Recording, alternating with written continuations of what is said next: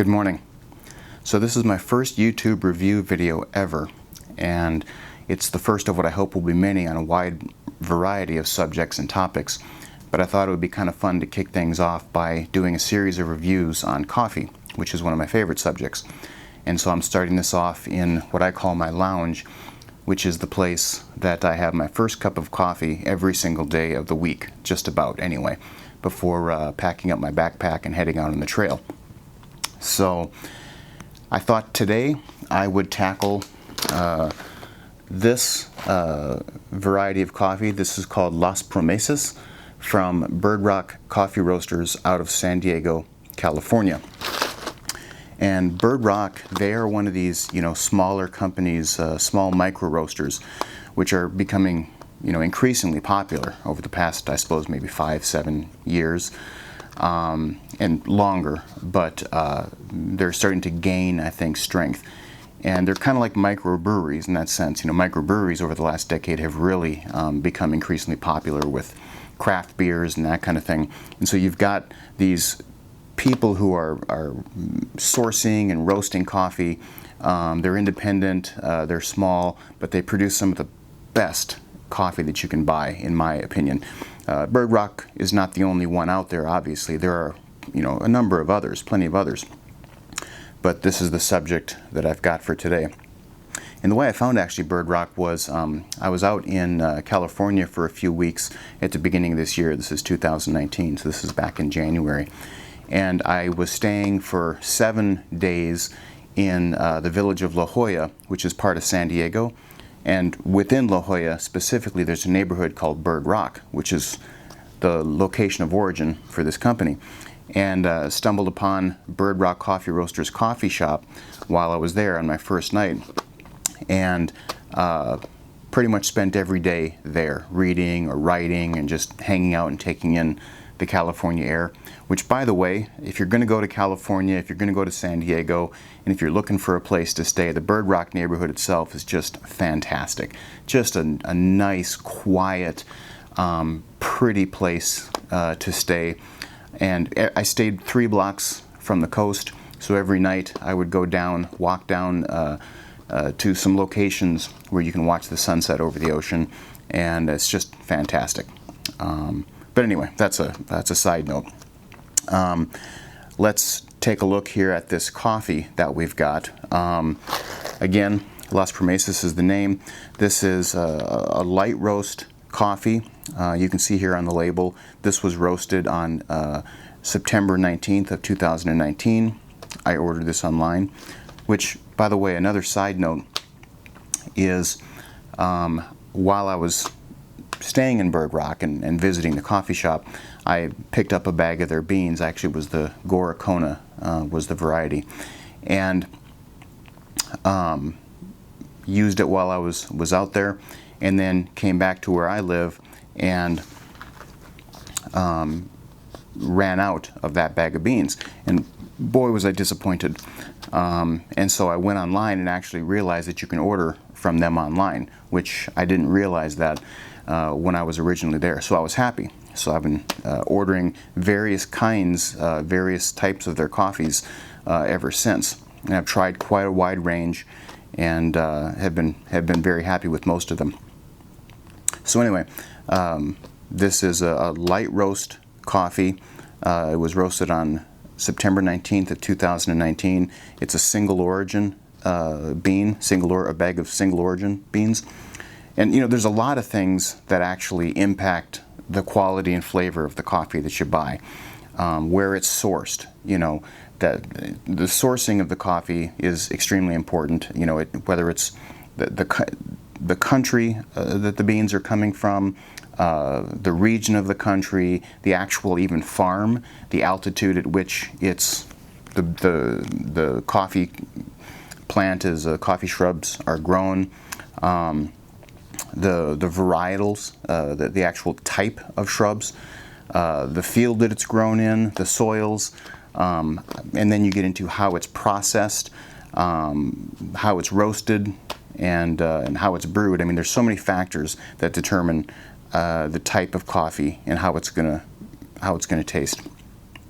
So yeah, This is a single origin coffee, a bag of single origin coffee. And what that means, of course, is that the beans in this bag all came from definitely one farm. And you know, single origin or blend, they have a variety of applications.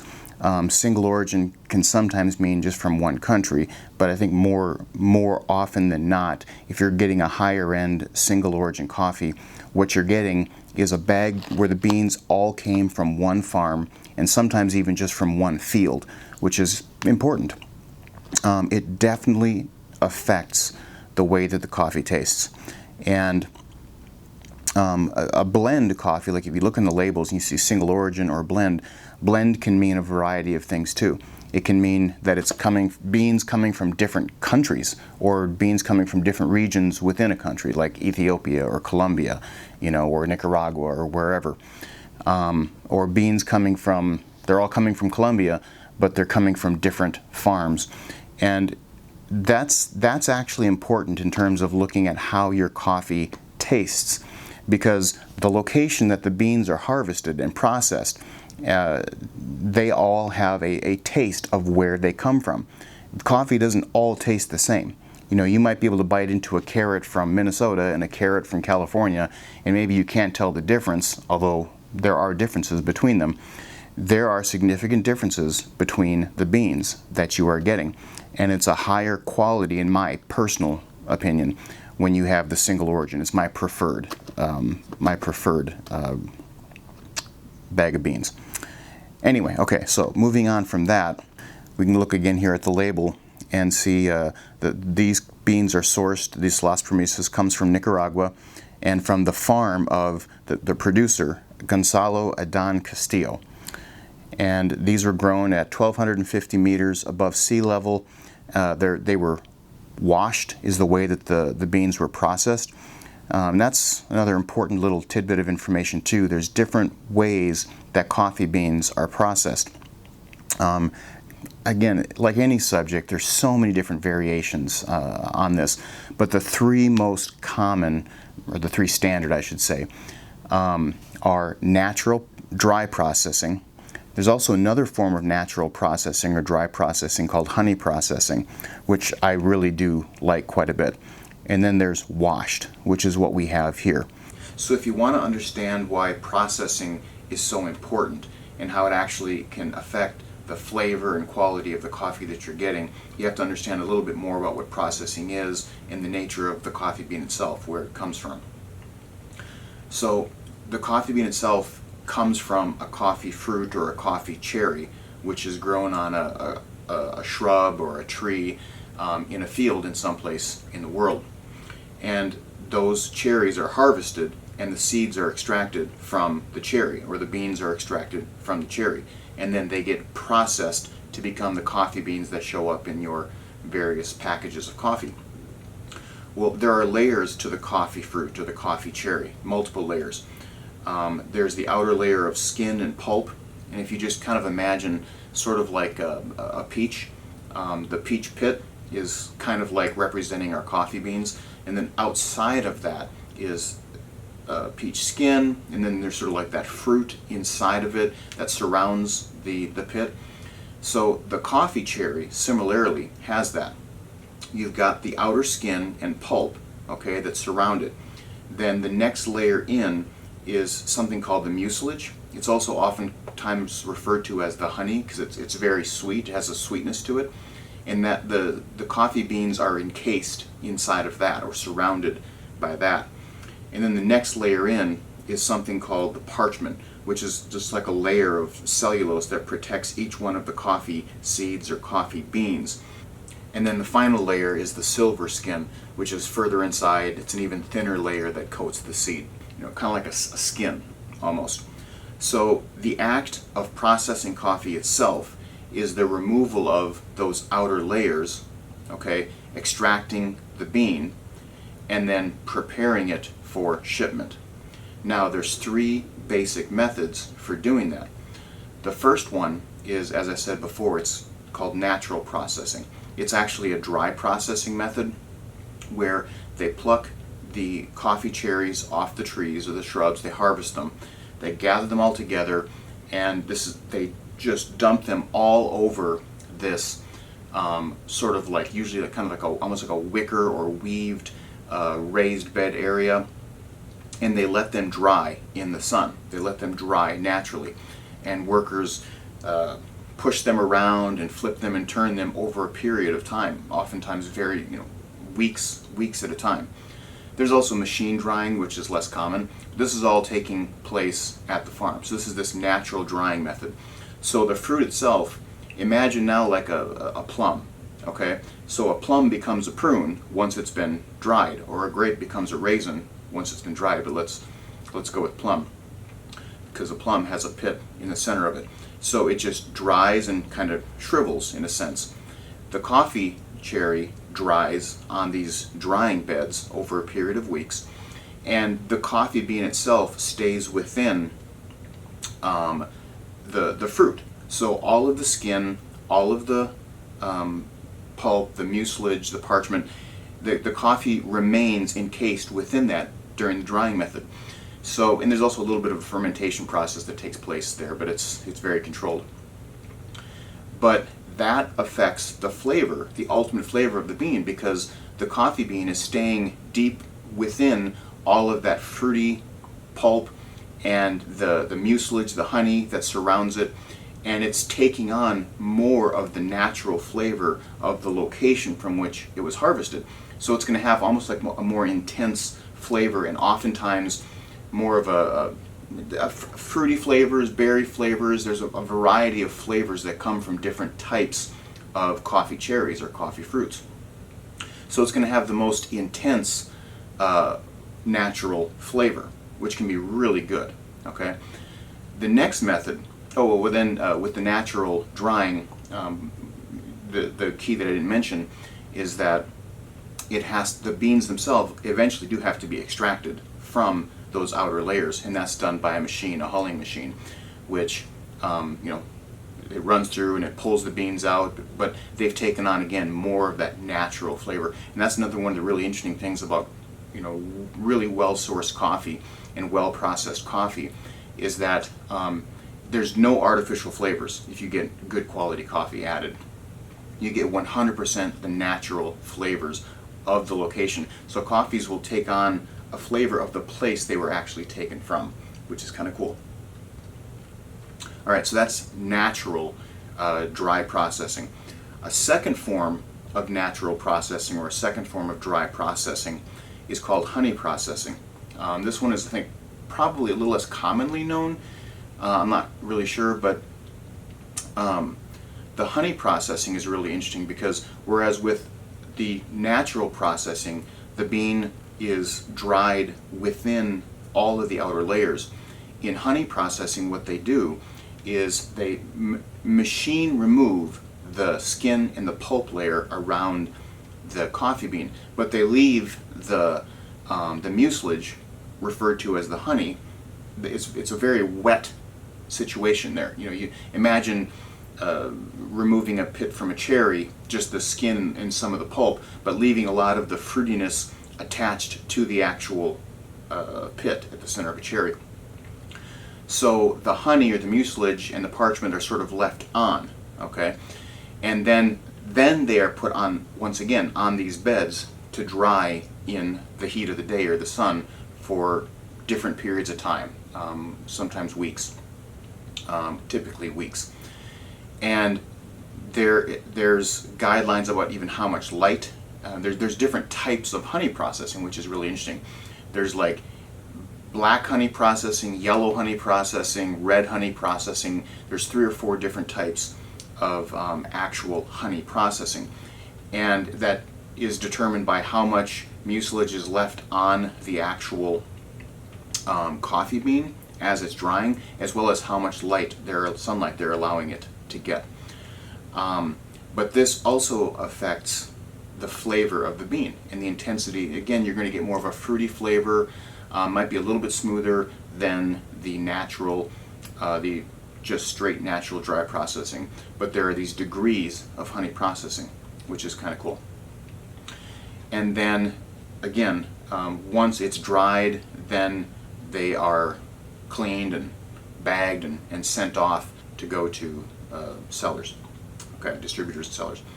So then the third method of processing beans is called washing them, or wet processing. And again, it's all the same things in one sense, except that the coffee beans or the coffee cherries are harvested. They are machine processed. The skin, the pulp, the mucilage are removed, particularly the skin and the pulp. But then what happens is they are the beans are dropped into a fermentation tank where the mucilage is sort of naturally removed and the parchment is naturally removed, and then tons of water just flows over top of them and washes away all of that mucilage and parchment, and you get a clean bean. Now you'll still get a bean that has the flavor of the place that it came from, but the difference is it's got a much lighter, cleaner taste to it. I think less acidity as well, oftentimes with the washed beans. So that's how that affects the actual flavor and quality of the coffee, the processing methods. Okay, I've gone on a lot about that. So let's look at the label again.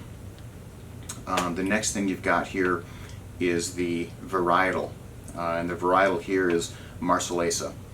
And to understand what that is, very briefly, if you think about your taxonomy chart, you know, kingdom, phylum, class, order, genus, species, I missed a couple in there. The varietal here is just under species. So a coffee shrub, you know, is part of the plant kingdom, and if you start burrowing down through the taxonomy, you get to genus, I believe, is Coffea, which is the shrub. Species is the type of coffee shrub. So like Arabica, like the most common coffees you see are, you know, say like 100% Arabica. It's a species of coffee, and there are other species as well. But beneath species then are a huge number of varietals, and they're just variations on a theme, variations of Arabica beans. And some of these are hybrids of multiple varieties, and this Marsellesa is a hybrid for this coffee that we're looking at today. Okay, so then the next thing on the label, the final thing on this label, is the flavor notes, the flavor profile that this has. And according to Bird Rock, the flavor notes here are brown sugar, pear, and tangerine. And again, it's important to mention that, you know, in cheaper coffees, like ones you'll get with making a Keurig, or even a lot that you'll get at nationwide coffee chains, you'll get beans where the flavors are artificially added, you know, like they're chemical or they're artificially added flavors. With a higher end coffee like this, there's no such thing as artificial flavoring. The flavors that you get are the natural byproduct of the fruit from which the bean was harvested and the location from which the fruit was grown. Okay, so the flavor notes here, brown sugar, pear, and tangerine, are some of what Bird Rock says this has. And you know, this is a 12-ounce bag. It costs about $22, this particular one, for a 12-ounce bag from Bird Rock. And after all of that backdrop of information, I guess I will finally do my review of the actual flavor. So I'll take out my thermos here. This is brewed in a French press. And if I was going to give you the real authentic experience, I would kick on one of my records here and sit back and just enjoy. But let's just see how it tastes.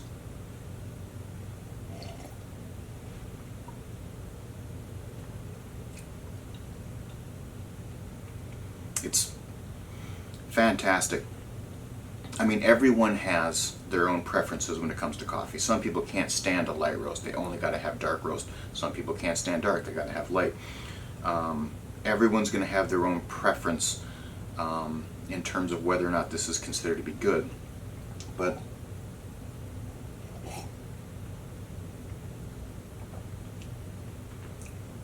when I'm tasting it, what I'm getting is it's got a tanginess to it. I wouldn't say it tastes like tangerine or pear specifically. I don't taste brown sugar. My palate is not perhaps quite as sophisticated as an experienced coffee taster. But what I get is a tanginess to it and a zing, which has that fruitiness to it, a citrusiness to it. It's extremely smooth, like it's not bitter at all. You can taste like maybe a hint of sweet, just a hint of sweet. There's no such thing as actual sweet, in my opinion, when it comes to any of these coffees. It doesn't really taste like sugar, but there's like an aftertaste or a subtlety. And that's something else that I'm getting here, is there's a subtlety to this.